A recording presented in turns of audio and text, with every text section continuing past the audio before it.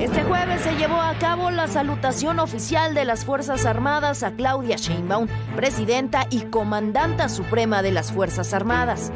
En Campo Marte, a bordo de un vehículo oficial, pasó revista a integrantes de la Defensa Nacional, Ejército, Fuerza Aérea, Marina y Guardia Nacional. El profundo respeto que tengo a nuestras Fuerzas Armadas, nunca emitiré orden alguna que vulnere el orden constitucional o los derechos humanos del pueblo de México. Hace solo unos días, 2 días, juré como presidenta constitucional de los Estados Unidos mexicanos. Es la primera vez que México tiene una mujer presidenta y por tanto una comandanta suprema de las Fuerzas Armadas. Ello también refleja la profunda transformación que está viviendo nuestro país. Las Fuerzas Armadas también han visto más mujeres participar en todos los ámbitos y estoy segura que seguirá así. La presidenta anunció la discusión de una reforma para garantizar un salario mínimo a soldados, marinos e integrantes de la Guardia Nacional. El salario mínimo de soldados, marinos y efectivos de la Guardia Nacional sea equivalente de manera progresiva al salario promedio del Instituto Mexicano del Seguro Social. El secretario de Marina, Raimundo Morales, y el secretario de la Defensa Nacional, Ricardo Trevilla, refrendaron su lealtad a la nueva comandanta suprema y resaltaron el papel de las mujeres en las Fuerzas Armadas mexicanas. Indicamos esa lealtad institucional a nuestra presidenta y comandanta suprema.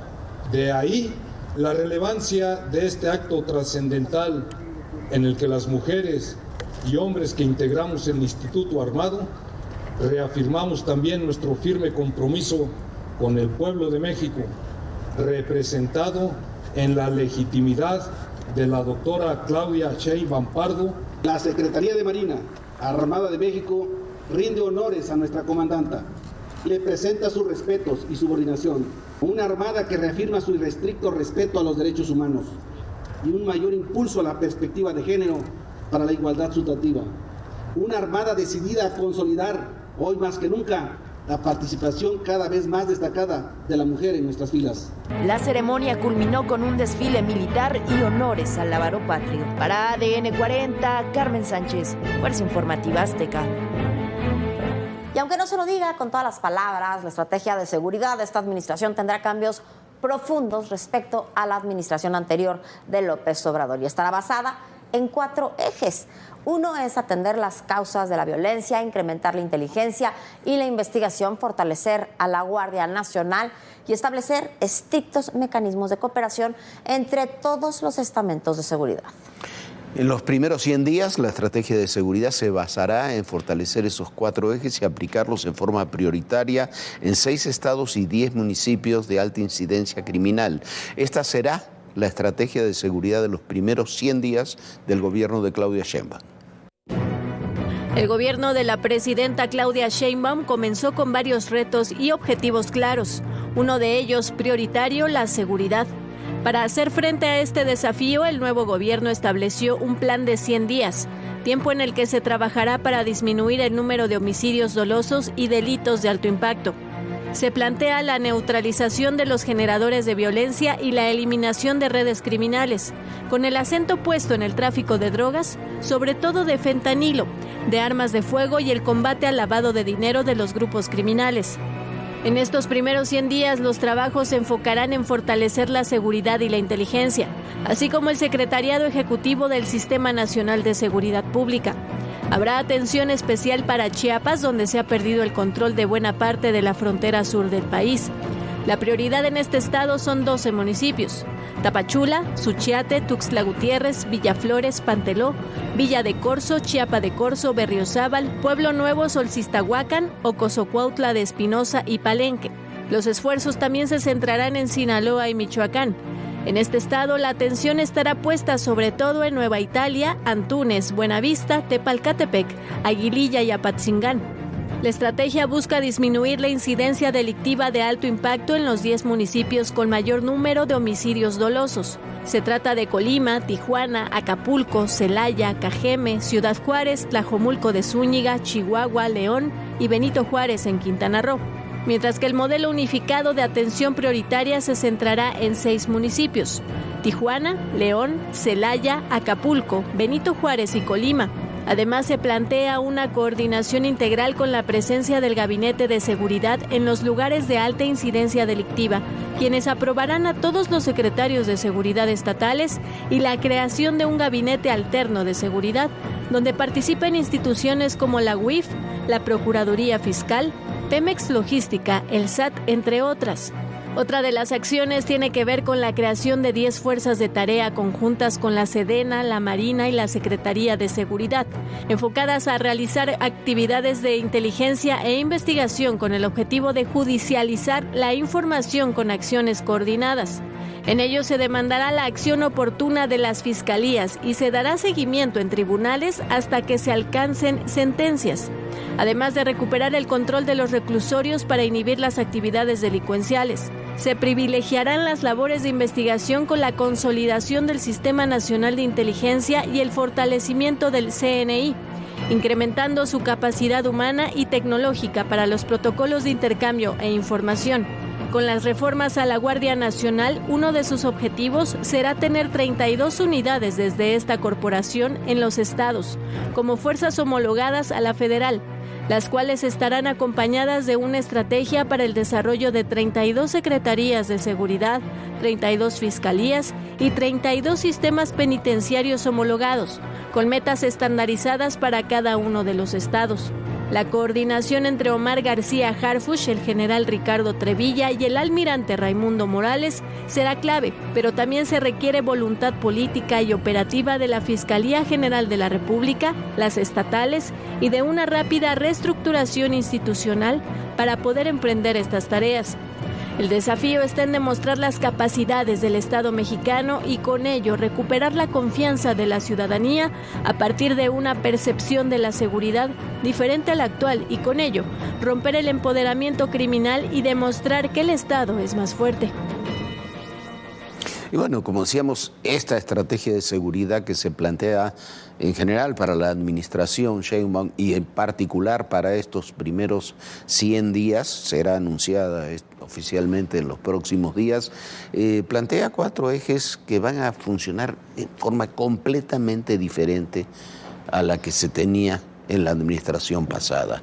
En el tema de las causas de la inseguridad es indudable, hay que seguir atendiéndolo, pero esa es una estrategia que tiene efectos en el mediano y en el largo plazo. Pero también es una estrategia que debe trascender los apoyos sociales. Mucho de lo que se ha dicho en los últimos días, desde la toma de posesión y demás, de escuelas, de institutos de investigación, de tareas técnicas, tiene relación con eso.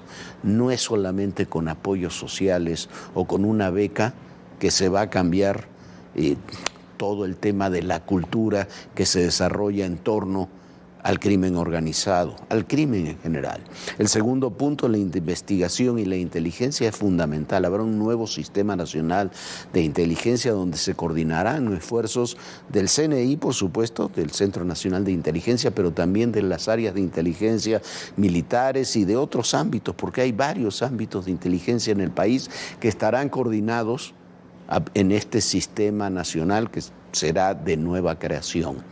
El tema de la Guardia Nacional ya en la defensa nacional le da por una parte institucionalidad a algo que viene funcionando así desde hace 5 años, pero por otra parte le permite un desarrollo mucho más ordenado, con esfuerzos mucho más coherentes. Cambiarán muchas cosas, entre eso cambiará que habrá como 32 guardias nacionales, una en cada estado de la República, homologadas con la Guardia Nacional. Y habrá también policías estatales, federales y una coordinación con las fiscalías en lo que llamaban antes las juntas de judicialización, no sé si les seguirán llamando así, pero son reuniones que se establecerán entre los distintos ámbitos de seguridad y donde Claudia Sheinbaum recalcó un punto, que ahí deben estar las fiscalías para poder coordinar todo este mecanismo y darle seguimiento desde la investigación hasta que una persona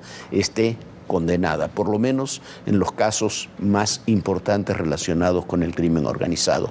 Esa que le mostramos será la estrategia de los 100 primeros días en seguridad de la administración Sheinbaum,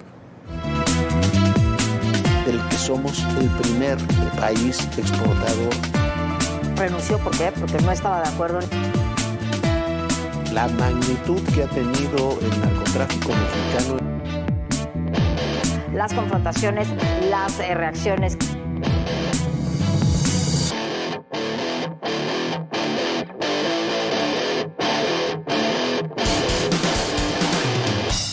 Y para hablar de la seguridad y la coordinación de esfuerzos, entrevistamos al fiscal de la Ciudad de México, a Ulises Lara.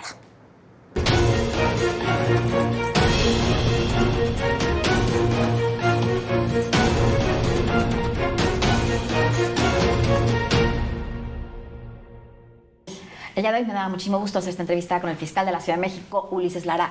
Fiscal, muchísimas gracias por esta entrevista. Al contrario, muchas gracias a ti, Viviana. Un honor. La Fiscalía es autónoma, o debería serlo. Es también muy importante la coordinación entre los grupos de seguridad que hay. Veía hace unos días el informe del secretario de Seguridad Ciudadana, de Pablo Vázquez, y hablaba de la reducción de los delitos en la Ciudad de México. Nosotros que, seguimos esto, efectivamente han reducido los delitos en la Ciudad de México a comparación de lo complicado que esté el país en muchas otras áreas de seguridad. Pero esto se hace de un trabajo conjunto, porque si no se pudiera hacer, si no tuvieran integrados de una manera correcta, una vez que se detiene a alguien presentando las pruebas a la Fiscalía, no se puede consignar a nadie. Es correcto. De hecho, había que decirlo, la Secretaría de Seguridad Ciudadana tiene un trabajo muy marcado en el tema de la prevención. Están estructurados además para esa función. Tienen cuerpos especiales que se dedican a ese componente, la vigilancia, el cuidado y la prevención. Se le dieron atribuciones ahora de investigación por parte del Congreso en la legislatura pasada. ¿Cuál es la diferencia entre la investigación que se hace desde la Secretaría de Seguridad Ciudadana a la que hacen ustedes? La que nosotros realizamos está dentro de las carpetas de investigación. La que hacen ellos es complementaria a nuestras carpetas. Es la información, vamos a decirlo, de primera mano, de las que surgen en buena medida con el contacto y después se abren líneas de trabajo. Las denuncias que se hacen sin que haya una denuncia presentada, o sea, las investigaciones que se hacen sin que haya una denuncia presentada. No, en muchas de las cosas, una vez iniciada la denuncia, se analiza, por ejemplo, temas relacionados con contexto. Un ejemplo muy sencillo. Ocurre un hecho de un homicidio. La persona fallecida nos da información importante por cómo murió, qué le pasó, cuáles eran los datos que tenía. Pero sobre el hecho ya de la investigación tenemos que hacer una teoría del caso. ¿Por qué fue asesinado? ¿En qué condiciones? Si fue una, agresión directa, quiénes lo utilizaron, qué tipo de armas, y empieza a tener una línea. Pero la motivación nos tendría que dar mucha más información. ¿Quién tiene más información de campo y de lo que ocurrió regularmente? Nuestros compañeros de la Secretaría de Seguridad Ciudadana. Es correcto. Y entonces lo que hacen es proveer en buena medida de la información a nuestros ministerios públicos, a trabajarlo con los PDIs. ¿Por qué es importante? Porque en la carpeta habremos de tener que ser muy puntuales, y le llamamos, tú lo sabes, esta tarea de cadena de custodia, porque se convierten en pruebas que cuando la observe el propio juzgador podrá saber si fueron, correctamente que llevadas. Desde el primer respondiente, el policía de la calle que tiene que responder. El horario, los tiempos y que pueda todo cuadrar en tiempo, modo y lugar para poder hacer una imputación. Y eso ya lo hace nuestro Ministerio Público. Entonces, por eso dices bien, se tiene que trabajar coordinadamente. Si a mí me dicen, fue una persona alias el Pepe, y esa persona que regularmente dicen que se llama José X, tiene esta información, trabajaba así, trabajaba en este lugar, se le conocía, vendía, no traficaba. Bueno, toda esa información, ¿cuándo la vamos a subir a la carpeta? Cuando la tengamos cierta, cuando la tengamos lo más clara posible, cuando podamos ejecutar acciones sobre ellos. La policía que tiene esta presencia en campo ha sido sustantiva en esta y en muchas otras investigaciones, pero quien tiene el cargo finalmente, la responsabilidad de presentar al probable responsable ante juez, pues somos nosotros, la Fiscalía. Nosotros somos los que ya perseguimos el delito.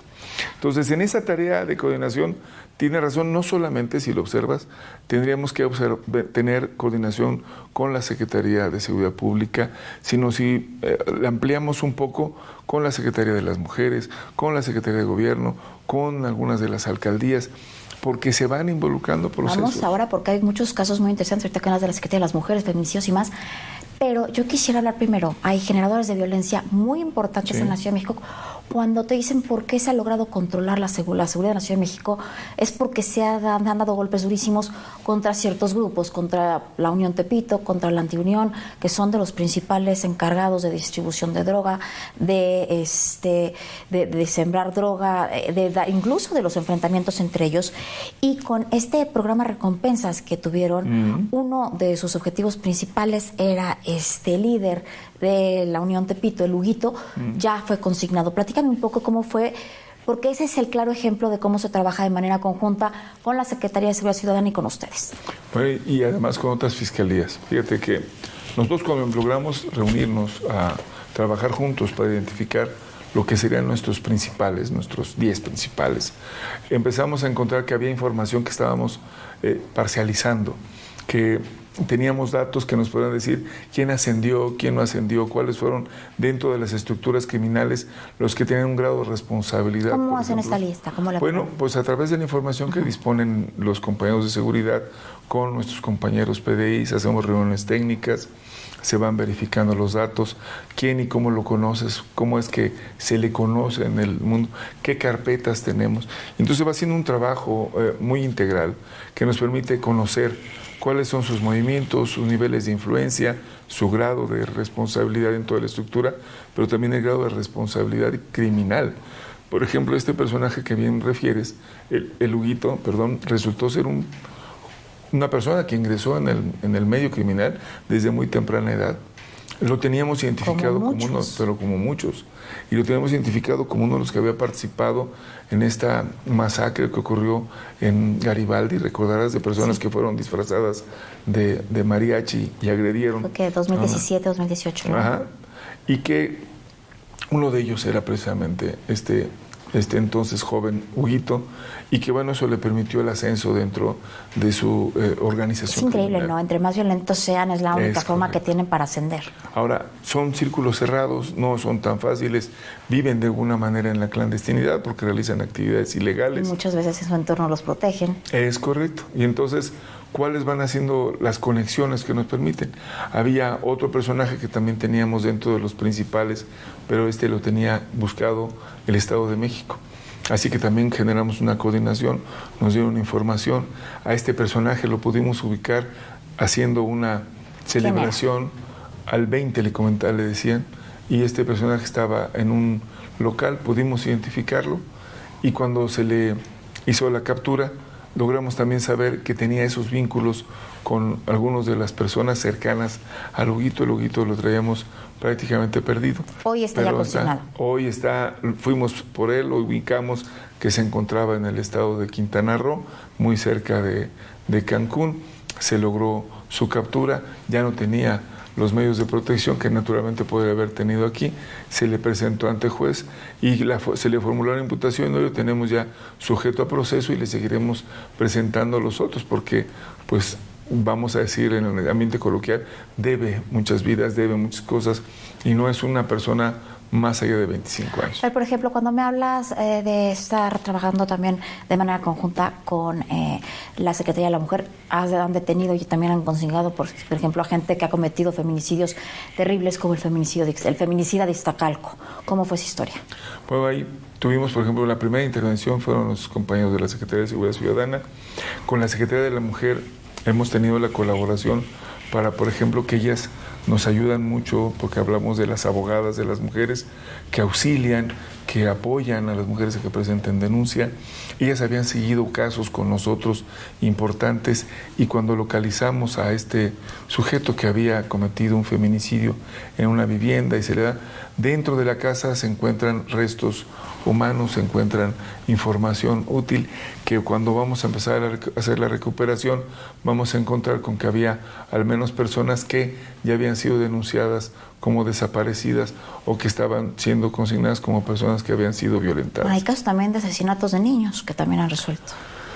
Hemos resuelto casos muy lamentables, recientemente apenas el de una niña que fue asesinada por su propio padre y que, bueno, una persona que tenía severos problemas de adicciones, muy violento. El papá la sustrae con su mamá, se la lleva, la asfixia, se la va y busca un lugar donde esconder el cadáver, se le localiza por parte de la policía de que se había sustraído a la niña, pero ya no la tiene, lo lesionan, se resiste al arresto, se le lleva al hospital, se nos evade en el hospital, tuvimos que ir a buscarlo, hoy ya lo tenemos consignado, ya encontramos el cuerpo de la chiquita, ya tenemos consignado a este sujeto además por feminicidio. Eso pasa mucho y es muy difícil poder denunciar que el violentador está dentro de la familia.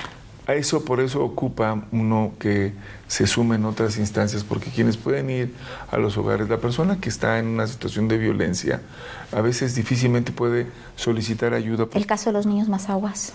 Bueno, ese es un caso donde son un poco mayores los niños, ya no son tan menores, vamos a decir, ya tienen cierto nivel de decisión, funcionaban dentro de un esquema en donde se relacionaban con otro tipo de grupos que los estaban haciendo de algún sentido trata, que es algo de lo que estuvimos trabajando, y que pues tuvimos que hacer una investigación más a fondo. Recordarás, el hecho es que se les encuentra ya en una situación en donde querían deshacerse de sus cuerpos, son ubicados en una zona del centro histórico, se hace toda la investigación, se localiza al perpetrador y luego se localiza a la red de gentes que estaban utilizando a estos niños para distribución, entre otras cosas. Te platico estos casos porque son los que están ya consignados, porque no se puede hablar de investigaciones que están en curso, pero yo sí te quisiera preguntar, ¿qué ha pasado con la investigación de Milton, que estaba en la Secretaría de Seguridad Ciudadana? Está en el Estado de México porque los hechos ocurrieron allá.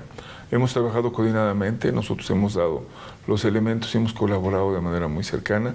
Nuestro coordinador de investigación de alto impacto ha estado cercano y la investigación de Milton creo que va avanzando con mucho éxito.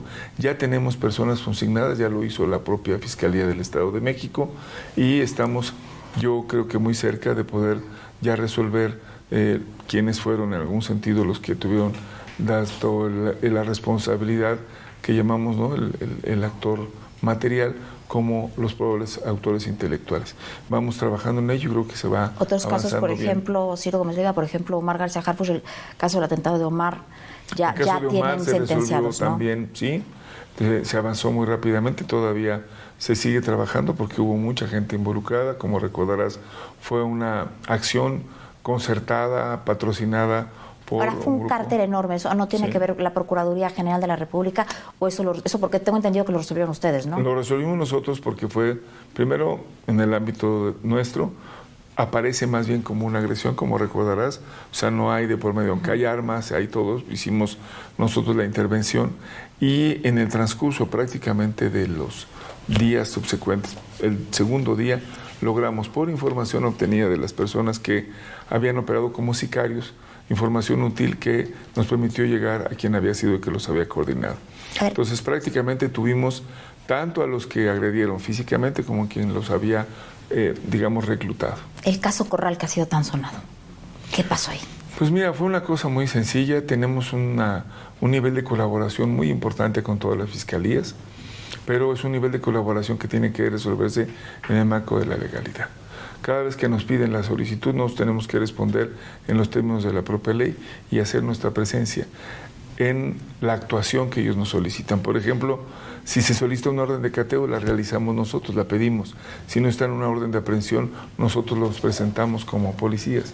En este caso hubo una actuación sin la intervención de la propia Fiscalía. No había un convenio de colaboración con la Fiscalía Anticorrupción en concreto, así que lo que hicimos fue decir que porque no podían proceder. Porque ellos dijeron que sí, no fue así. No, y además te quiero comentar para que lo tengas en datos, nosotros presentamos ante la Fiscalía General de la República a través de nuestra Fiscalía de Servidores Públicos todos los datos para que sea la investigación por parte de la FGR y deslindar responsabilidades. O sea, no solamente nos quedamos con hacer el procedimiento, sino también iniciar la investigación y que se pruebe. Tenemos el dato en donde no estaba firmado el convenio, no se estaba actuando, no había policías nuestros en la actuación que estaba llevando a cabo y además, como recordarás, pues estaba haciendo algo que era no técnicamente lo correcto. Se estaba filmando una orden de aprehensión, había elementos que decían ahí que estaban de manera ocasional. Nosotros decimos, fueron llamados, fueron invitados, actuaron, y todo eso lo hemos sometido a la investigación de la propia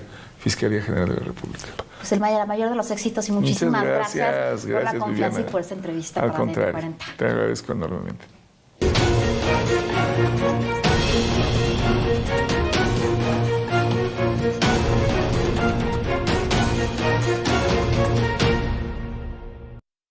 Bueno, esto es parte de una muy larga entrevista con el fiscal de la Ciudad de México, con Ulises Lara. El próximo 5 de octubre, Clara Brugada tomará posesión ya como nueva jefa de gobierno. El fiscal Ulises Lara se queda y bueno, nosotros somos los que ya nos vamos el día de hoy. Muchísimas gracias por habernos acompañado. Descanse, sueñe bonito y por supuesto nos vemos mañana aquí a las 11 de la noche en Todo Personal. Bonita noche, Jorge. Muy buenas noches, Viviana, muy buenas noches a todos ustedes y recuerde, en el poder y en la política todo, pero absolutamente todo es personal. Gracias.